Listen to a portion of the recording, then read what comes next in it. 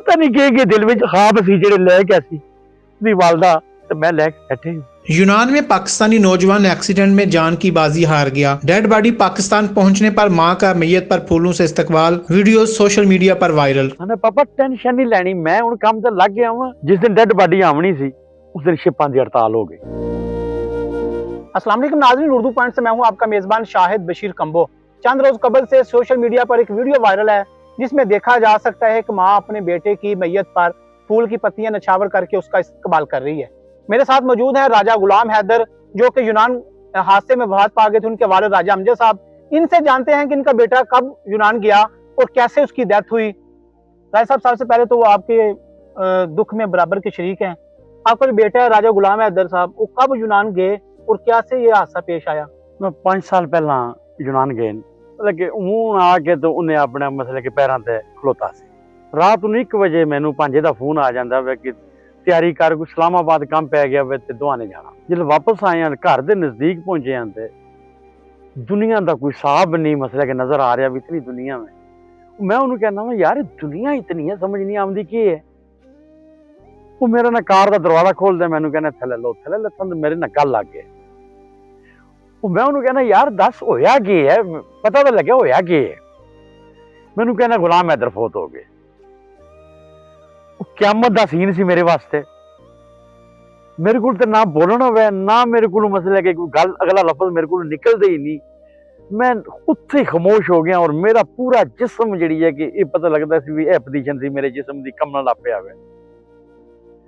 अगे गया वहां बेटी आई है, जिसले बेटी ने रोई है तो जिसले बेटी नूं तक है तो मैनू मसला कि जी है फिर नहीं बर्दाश्त हो सकिया। मेरे को 20 दिन डेड बॉडी लेट हुई है। जिस दिन डेड बॉडी आवनी सी उस दिन शिपां दी हड़ताल हो गई।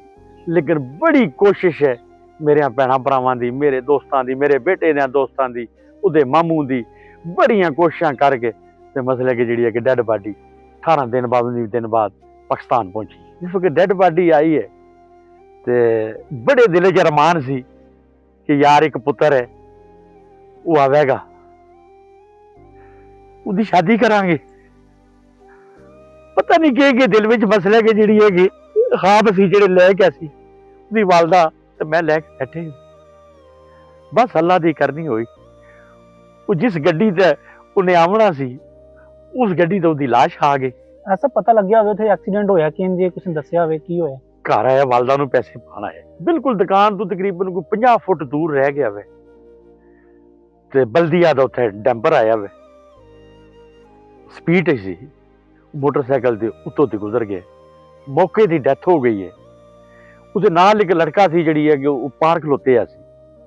कोई ऐसी गल कोई हुण भी याद आंदी होवे जेड़ा तुसीं सोचदे होवो कि अबू जी लास्ट टाइम थोड़ी किदों नाल गल होई सी? बहुत हुण किन्ने दिन पहला? मेरी 1 दिन पहला गल हुई और 1 दिन पहला मैनू पैसे पाए। हाँ पापा टेंशन नहीं लैनी, मैं हुण काम ते लग गया वां।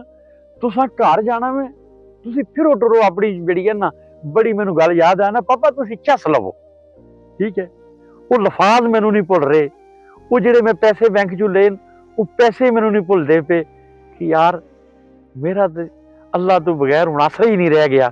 एक बेटा सी डेड बॉडी वास्ते घुमती लेवल ते पाकिस्तान लेवल किसी ने कोई थोड़ी कोई घुमती लेवल ते बिल्कुल किसी किस्म दी कोई मसले के रिलीफ नहीं मिलिया। वफाकी वजीर जो ओवरसीज है गुजरात दा 24 साल से फिर भी किसी ने कोई राब्ता नहीं कीता। किसी ने भी मसले के राब्ता नहीं कीता, किसी गवर्नमेंट ने बंदे, किसी सरकारी ने, किसी ने भी मसले कि इस मसले में कोई राब्ता नहीं किया। उत्थे 5 साल उन्होंने होए सी, 2 साल बाद 7 साल बाद यूनान जिहड़ी है हुकूमत पेपर देंदी है। 7 साल बाद उन्हें आना सी ते उहदी शादी करनी सी। जी नाज़रीन, यूनान हादसे में जान भागने वाले राजा गुलाम हैदर के मामू राजा शहबाज साहब हमारे साथ मौजूद हैं जो कि उस वक्त यूनान में मौजूद थे और डेड बॉडी को लेकर पाकिस्तान आए हैं।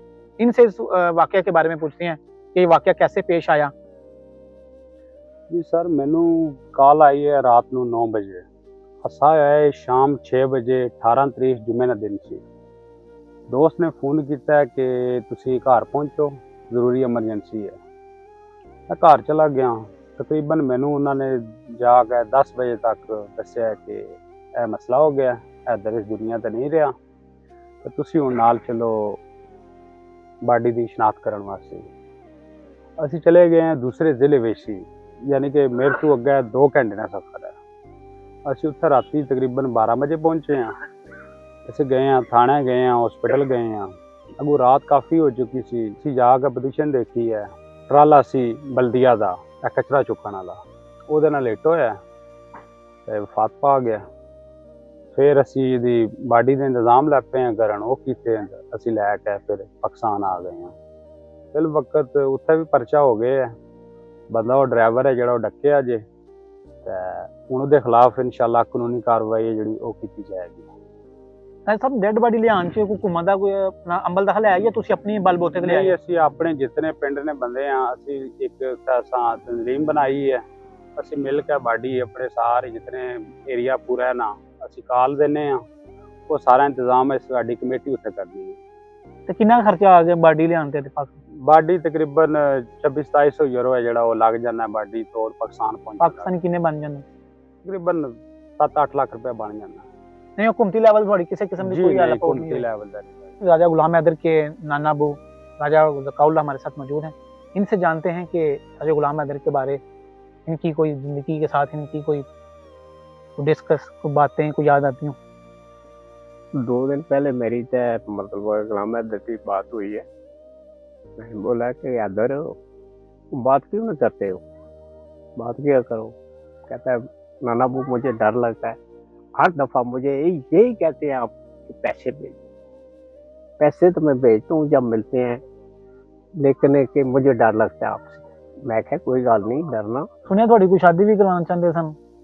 ਉਹ ਨਹੀਂ, ਇਹ ਕਹਿੰਦਾ ਸੀ ਮਜ਼ਾਕ ਕਰਦਾ ਸੀ, ਮੈਂ ਨਾ ਫਰੀ ਸੀ ਇੱਥੇ ਮੇਰੇ ਕੋਲ ਹੀ ਪਲੇ। ਤੁਹਾਡੀ ਉਮਰ ਦਾ ਮੇਰਾ ਦੋਤਰਾ ਦੂਸਰਾ ਵੀ ਇਸ ਤੋਂ ਵੱਡਾ ਜਿਹੜਾ ਇੰਗਲੈਂਡ ਪਹੁੰਚ ਗਿਆ, ਮਠਿਆਈਆਂ ਵੰਡਣੀਆਂ ਸਾਰਾ ਕੁਝ। ਤਕਦੀਰ ਦਾ ਕੋਈ ਪਤਾ ਨਹੀਂ।